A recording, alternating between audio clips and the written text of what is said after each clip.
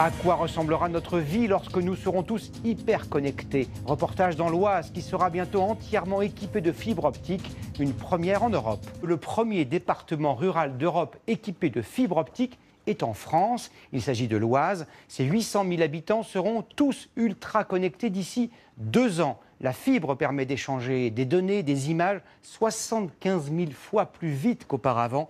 Pierre Barretti, Alexandre Gaudin et Catherine Hameau nous le confirment. Pour les heureux bénéficiaires, rien ne sera plus comme avant. Un chantier gigantesque. Depuis 6 ans, l'Oise est sillonnée par des dizaines d'équipes comme celle-ci. L'enjeu, poser jusqu'à la ferme la plus reculée la fibre optique. Chaque câble noir raccorde d'un coup 150 maisons ou entreprises. Et à 50 km au nord de Paris, des milliers de kilomètres de câbles sont ainsi installés. On résume. On va poser plus de 10 000 km de câbles à fibre optique. Ça va prendre combien de temps? 10 ans? Nous avons commencé en 2014 et on espère finir en 2019, donc 6 ans pour pouvoir boucler le programme. Et la fibre optique à la loupe, la voici. On peut voir ce que ça donne si on en sacrifie une. Alors je le fais qu'un briquet, mais c'est pas très académique.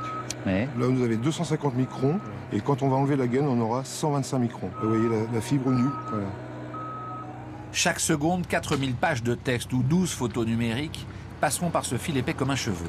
Ce pari technologique a un coût, 300 millions d'euros pour le département, le prix à payer pour rester dans la course à l'emploi. L'objectif, c'est déjà de garder les entreprises existantes, bien évidemment. C'est d'attirer des entreprises. Aujourd'hui, lorsqu'une personne arrive dans un village ou même en ville, la première chose qu'il demande, c'est si on est connecté facilement à Internet. La carte de l'Oise est simple, un sud urbanisé industriel, un nord très rural. Et pour raccorder 800 000 habitants, 2 opérateurs ont été choisis. Bouygues pour les travaux et SFR pour le raccordement des villes et entreprises. Cette PME de 100 salariés est spécialisée dans l'impression numérique d'albums photos. Elle n'utilise que le très haut débit, 30 millions d'euros de chiffre d'affaires. Ici, les clients commandent et envoient en ligne des millions de photos. Je dirais que c'est quasiment plus d'une centaine de millions de photos qui nous parviennent chaque année, que les clients nous confient pour imprimer au pic de l'année quasiment 30 à 40 millions de photos. Dans 33 collèges du département, les élèves profitent déjà du raccordement numérique. Dans cette classe de 4e, depuis 3 ans, le prof de maths Vous avez posé l'opération. jongle avec feutre, tableau numérique, tablette et cahier pour expliquer une vieille théorie, les algorithmes. Désormais, avec la fibre optique, les absents n'ont plus d'excuses. Le cours est en ligne 1 heure après. On travaille directement en ligne. L'élève qui est malade chez lui, là, il peut quasiment suivre le cours en direct parce qu'il est automatiquement enregistré sur Internet. L'aboutissement, c'est ce lotissement récent. Il n'y avait jusqu'à mardi 16 novembre qu'une très faible connexion Internet. Et en 5 minutes de raccordement, tout a changé. Maintenant, on va pouvoir faire plusieurs choses en même temps.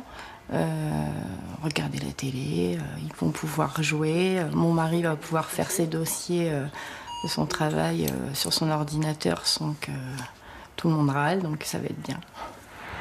Dernière application permise par la fibre optique, cette expérience de télémédecine. Dans ce village, 2 généralistes partent à la retraite en même temps fin décembre et en attendant un remplaçant qui tarde à venir, le maire apparaît au plus pressé. Il a installé une cabine de téléconsultation. Ici un assistant technique en blouse blanche, mais les patients en relation avec un médecin basé à Strasbourg, une avancée qui permet d'examiner 48 heures après un rendez-vous des malades qui attendraient normalement 2 semaines dans le département.